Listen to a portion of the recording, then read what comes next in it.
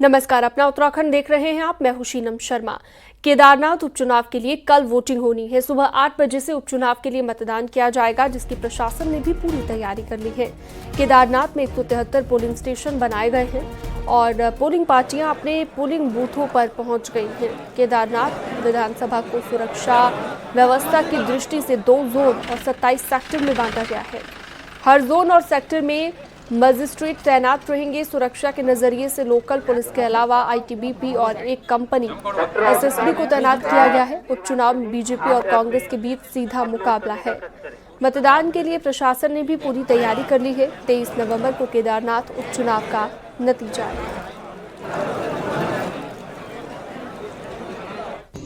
सुरक्षा का इंतजाम मैं कहूँ तो हमारे पास लगभग 1000 से भी ज़्यादा पुलिस पर्सनल यहाँ अरेंजमेंट में लगे। 3 सीएपीएफ की टुकड़ियाँ तथा एक हमारी उत्तराखंड पुलिस की अहम बटालियन की 4 टोटल कंपनीज हमारे पास अवेलेबल है। और सारे भी जो पुलिस कर्मचारी है वो बहुत ही उत्साहित नज़र आए और उनको लेके जो ट्रैवलिंग अरेंजमेंट हो या सुरक्षा के इंतजाम हो, रहने का अरेंजमेंट है, ये भी हमारे द्वारा किया गया है। और मुझे पूरा भरोसा है ये पूर्व वर्ष के भांति इस साल का चुनाव भी बहुत ही अच्छा और अच्छे माहौल में बिना किसी रुकावट के संपन्न होगा। वहीं सीएम पुष्कर सिंह धामी ने एक बार फिर से केदारनाथ उपचुनाव में जीत का दावा किया। सीएम ने कहा कि केदारनाथ में ऐतिहासिक जीत होगी।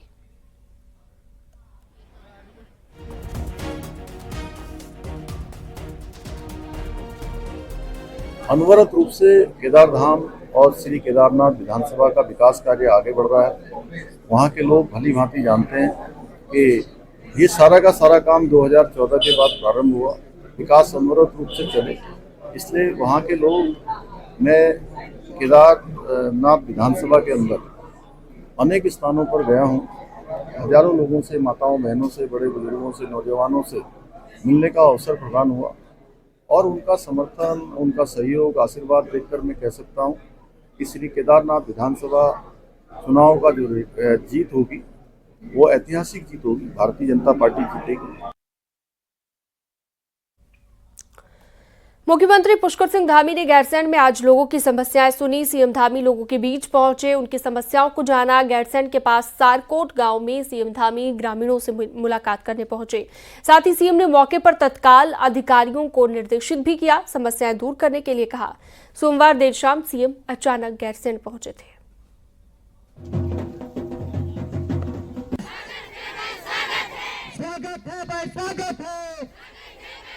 तो तस्वीरें आप देख रहे हैं इस वक्त। सीएम धामी ने लोगों से मुलाकात भी की है और सारकोट गांव में लोगों की समस्याओं को सुना है। जैसा कि आप देख रहे हैं तस्वीरों में, लोगों से मुलाकात के दौरान की तस्वीर।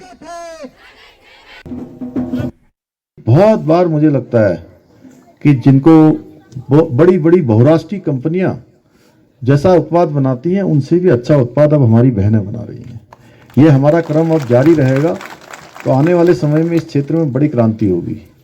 और लखपति दीदी योजना में भी 1 लाख बहनें हमारी राज्य की लखपति दीदी बन गई हैं और अगले 1 साल में हमने 1.5 लाख लखपति दीदी बनाने का लक्ष्य लिया है।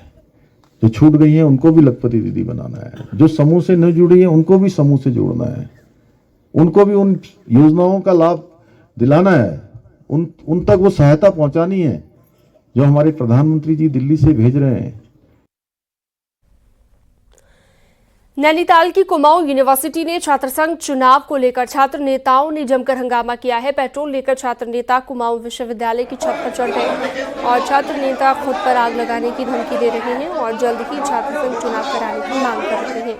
छात्र नेताओं ने कई घंटों तक बवाल किया और कुलपति और रजिस्ट्रार छात्रों से बिना मिले ही विश्वविद्यालय भवन से चले गए, जिससे छात्र और आक्रोश में आ गए। छात्रों ने कहा कि जब तक चुनाव नहीं होगा तब तक न तो विश्वविद्यालय में कोई काम होगा, न ही परीक्षा होगी। हालांकि विश्वविद्यालय ने छात्रों को समझाने की कोशिश की, लेकिन छात्र नेता मानने को तैयार नहीं थे। पुलिस प्रशासन हम जैसे छात्र नेताओं को आतंकवादी समझ के हमें रोकने आ रहा है, हमें मारा जा रहा है, उसके हाथ छील दिए गए, हमें खींचा गया। वो भाई 4 घंटे से हम खड़े हैं ये ठंड में। हम तो हल्द्वानी से आए हैं, कितने लोग जैकेट लेके नहीं आए, कितने लोग उस ठंड में, वो बेचारा इतना परेशान हुआ। वो छात्र संघ का सचिव का चुनाव लड़ रहा है, वो बंदा अपने को आत्मदाह तक उतर गया है। और फिर भी रजिस्ट्रार पीछे से भाग जाता है। कि छात्र संघ चुनाव का मामला माननीय उच्च न्यायालय में लंबित है, तो जैसा भी माननीय उच्च न्यायालय का निर्णय होगा उसका हम सम्मानपूर्वक इम्प्लीमेंटेशन करेंगे। और इस समय जो आंदोलन वाला मामला है, विद्यार्थियों को लगातार समझाने का प्रयास किया जा रहा है। हरिद्वार में जंगली हाथियों के झुंड को देखकर सड़क से गुजर रही गाड़ियों में अफरा तफरी मच गई। इस दौरान बड़ा हादसा होते होते टल गया। अचानक से जंगल से आए जंगली हाथियों का झुंड जगजीतपुर में लक्सर रोड पर सड़क पार करने लगा। इस दौरान सड़क से गुजर रहे लोगों में अफरा तफरी मच गई। घटना का वीडियो भी सामने आया है, जिसमें हाथियों के सामने से गुजरा एक बाइक सवार बाल बाल बचता हुआ नजर आया। लोगों की भीड़ को देखकर जंगली हाथियों ने दहाड़ भी लगाई। आपको बता दें कि इस क्षेत्र में जंगली हाथियों का झुंड आए दिन पहुंच रहा है। वन विभाग हाथियों की आवाजाही पर रोक लगाने में नाकाम साबित हो रहा है।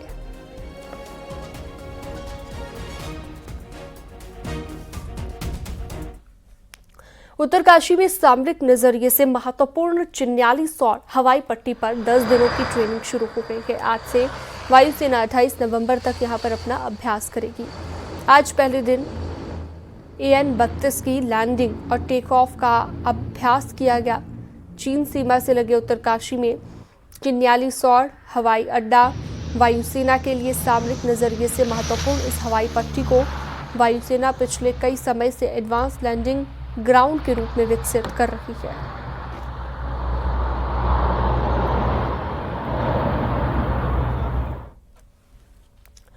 उत्तराखंड में खेल विभाग ब्लॉक, डिस्ट्रिक्ट और स्टेट लेवल पर खेल महाकुंभ का आयोजन करता है। इन खेलों में टॉप 3 खिलाड़ियों को कंपटीशन एग्जाम में रिजर्वेशन दिया जाएगा, ताकि उन्हें भी 4% रिजर्वेशन का फायदा मिल सके। मंगलवार को देहरादून में खेल महाकुंभ के मौके पर खेल मंत्री रेखा आर्या ने ये बात कही। उन्होंने कहा कि ये प्रस्ताव तैयार हो चुका है और जल्द ही इसे लागू किया जाएगा।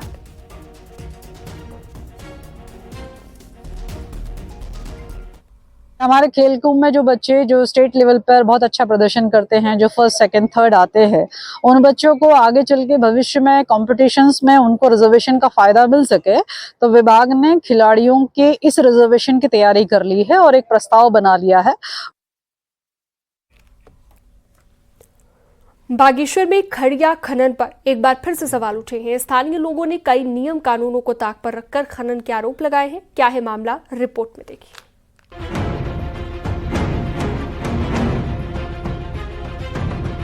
बागेश्वर जिले में खड़िया खनन लोगों के लिए परेशानी का सबब बन गया है।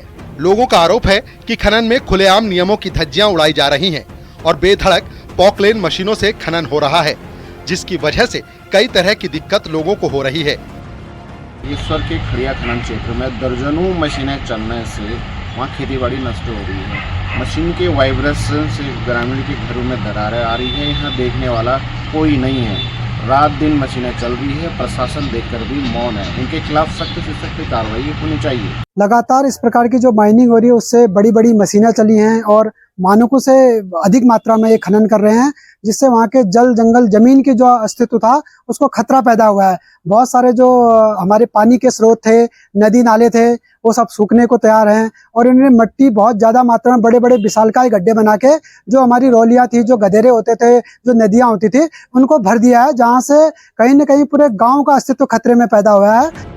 लोगों का ये भी आरोप है कि खड़िया खनन की वजह से गांव के प्राकृतिक जल स्रोतों पर भी संकट गहराने लगा है। वहीं डीएम का कहना है कि नियम कायदे को तोड़कर खड़िया खनन करने वालों पर एक्शन होगा। तहसीलदार हैं और जिला खनन अधिकारी हैं, सभी को निर्देशित किया गया है कि जो एज पर रूल है उसी के अनुसार कार्य हो और कोई भी जो निर्धारित समय अवधि होती है उसके बियॉन्ड जाके कोई भी कार्य न करे। अगर कोई भी नियम के विरुद्ध कार्य करेंगे तो उसमें फिर उनके विरुद्ध नियमानुसार कार्य। खड़िया खनन में नियम कायदे ताक पर रखकर काम करने के आरोप लग रहे हैं। वहीं प्रशासन कड़ी कार्रवाई की बात कर रहा है। ऐसे में देखना होगा कि आगे क्या एक्शन लिया जाता है। न्यूज़ 18 के लिए बागेश्वर से सुष्मिता थापा की रिपोर्ट।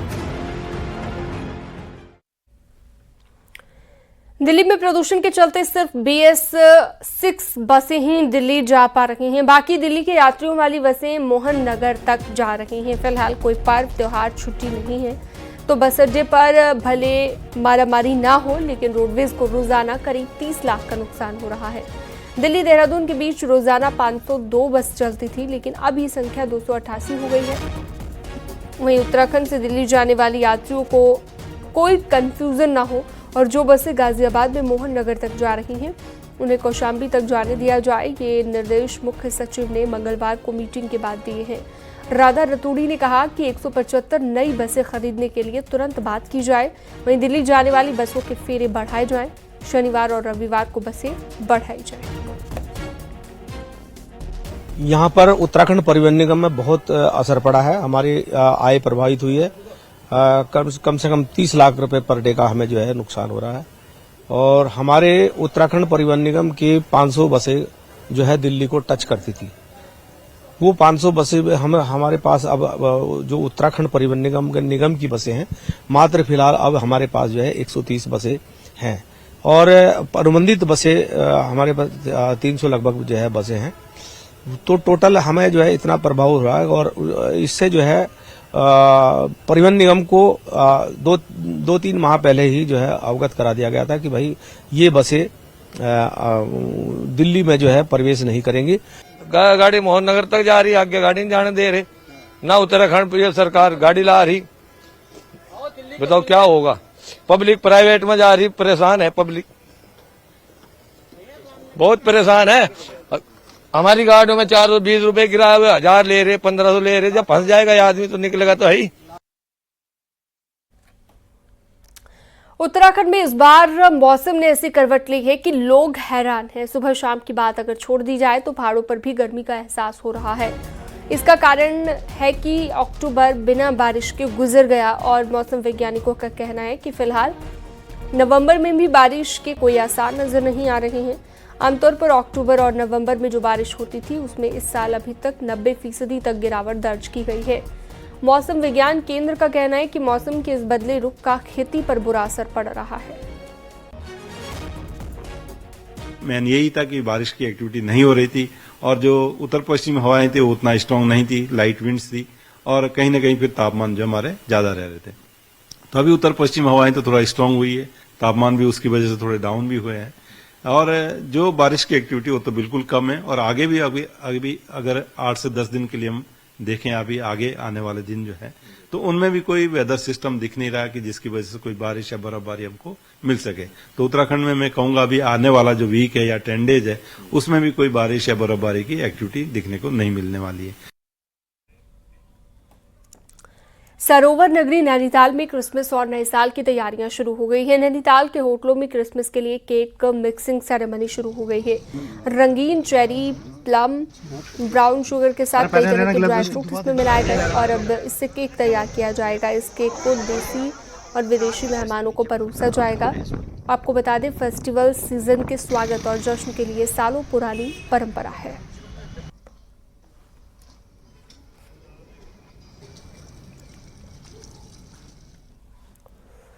चमोली में बद्रीनाथ धाम के कपाट बंद होने के तीसरे दिन आज यानी कि गुरु शंकराचार्य की पावन गद्दी और गरुड़ भगवान जोशीमठ के नरसिंह मंदिर में विराजमान हो गए हैं। यहीं पर अब शीतकाल में गरुड़ की पूजा भगवान नरसिंह के साथ की जाएगी। नरसिंह मंदिर में डोली पहुंचते ही स्थानीय लोगों ने डोली का भव्य स्वागत किया। इसके साथ ही अब ग्रीष्मकालीन यात्राएं भी संपन्न हो गई हैं।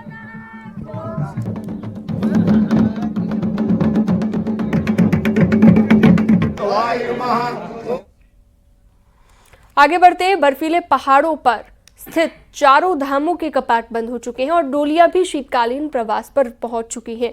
अब अगले 6 महीने यहीं पर पूजा होगी। ऐसे में अब एक बार फिर से मांग उठने लगी है कि सरकार शीतकालीन यात्रा की भी शुरुआत करे।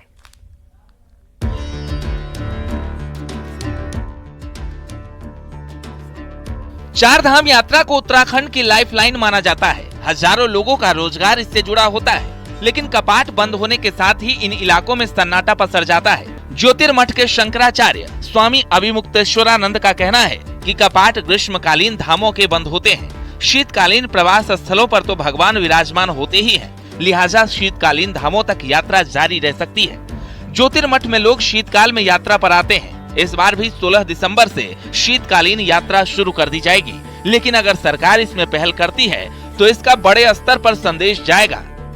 पट बंद हो गए तो लोग समझते हैं कि अब दर्शन नहीं होगा, अब पूजा नहीं हो रही है।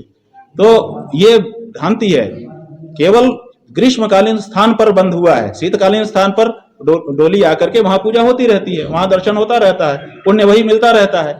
तो ये जो भ्रांति उत्पन्न हो गई है लोगों के मन में कि 6 महीने ही दर्शन पूजन होते हैं, बाकी नहीं होते हैं, उसको तोड़ना हमारी यात्रा का उद्देश्य है। सरकारी लेवल पर साल 2011 में भी एक बार शीतकालीन चारधाम यात्रा शुरू करने की पहल की गई थी। चारधाम विकास परिषद के तत्कालीन उपाध्यक्ष सूरत राम नौटियाल चारों धामों के शीतकालीन प्रवास स्थल तक बर्फबारी के बावजूद यात्रियों को ले गए थे, लेकिन सरकार बदलते ही मामला फिर ठंडे बस्ते में चला गया। तो शीतकालीन यात्रा होनी बहुत आवश्यक है। वो यहाँ की रोजी रोटी के लिए भी आवश्यक है। जो तीर्थ यात्री देख नहीं पाते उस समय, उनको भीड़ रहती है, जो वेटेज रहते हैं, वेटिंग में रहते हैं, 10-10 दिन तक नहीं मिलता है, गाड़ियां नहीं मिलती है, होटल नहीं मिलते, उनको भी न वो बाधित होंगे न कहीं उनको रुकना पड़ेगा।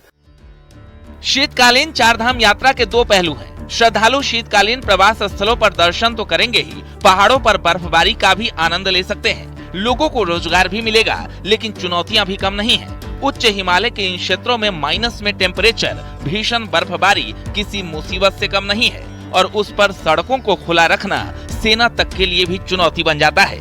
लेकिन इन सब समस्याओं के बाद भी सर्दियों में चारधाम यात्रा शुरू होती है तो ये उत्तराखंड के लिए क्रांतिकारी कदम माना जा सकता है। देहरादून से न्यूज़ 18 के लिए सुनील नप्रभात की रिपोर्ट।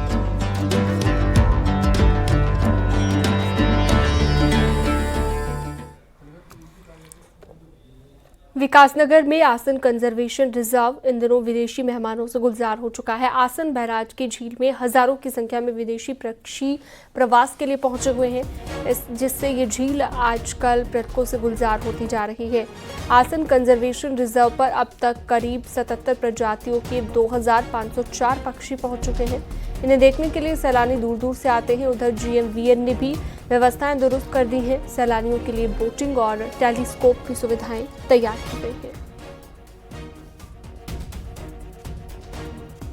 इस बार काफ़ी क्राउड भी है और बर्ड्स भी इस बार काफ़ी सेंटर में पहुंच चुकी है और अब आशा है कि आगे अभी, क्योंकि अभी यही पूरा सीजन है अप टू मार्च तक, तो जिससे जैसे यहाँ पे बर्ड्स की संख्या दिख रही है उससे ये लगता है कि अभी और अधिक आएंगे यहाँ पे। और यहाँ पे जो है काफ़ी जो है ये जो लोकल टूरिस्ट भी है, मतलब जो अदर स्टेट के भी लोग हैं वो विदेशी पक्षी हैं। लगभग 2,500 से 3,000 तक आसन कंजर्वेशन में पहुंच चुके हैं। इसमें सुरखाब है, रूडी सेल्डक है, गैडवाल है, मलाड है, कॉमन कूट है, इस तरह की प्रजाति बाहर से आई है। इसमें जो सुरखाब है वो वेजिटेरियन पक्षी होता है और ये ज़्यादातर एल्गी खाता है। इसको ब्राह्मणी नाम से भी जाना जाता है। और में मरीजों को डायलिसिस के लिए परेशान होना पड़ रहा है तो दूसरी सुविधाओं की भी हालत खराब है। आज कांग्रेस नेता गणेश गुर्दियाल ने मेडिकल कॉलेज के गेट पर धरना दिया और कॉलेज प्रिंसिपल को हटाने की मांग की है। वहीं गणेश गुर्दियाल ने आरोप लगाया है कि धरने के दौरान इतनी पुलिस लगा दी गई जैसे कि हम आतंकवादी हैं।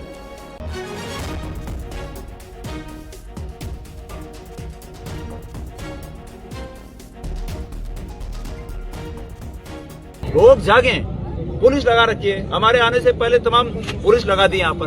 बात यह है कि हम कोई आतंकवादी हैं या हम कोई प्रिंसिपल को जाके मारने वाले हैं। हम राजनीतिक पार्टी हैं, हम एक जवाबदार विपक्ष हैं और जवाबदेही के साथ इस बात के लिए धरना कर रहे हैं कि सरकार जागे। उस अधिकार से भी हमें वंचित किया जा रहा है। पिथौरागढ़ में इन दिनों टेरिटोरियल सेना की भर्ती चल रही है। इस भर्ती में देश के कई राज्यों से युवा शिरकत कर रहे हैं, लेकिन इन युवाओं के लिए भर्ती में शामिल होना भी किसी चुनौती से कम नहीं है। मैदानी इलाकों में पहाड़ तक पहुंचने में इन्हें खासी दिक्कतें हो रही हैं।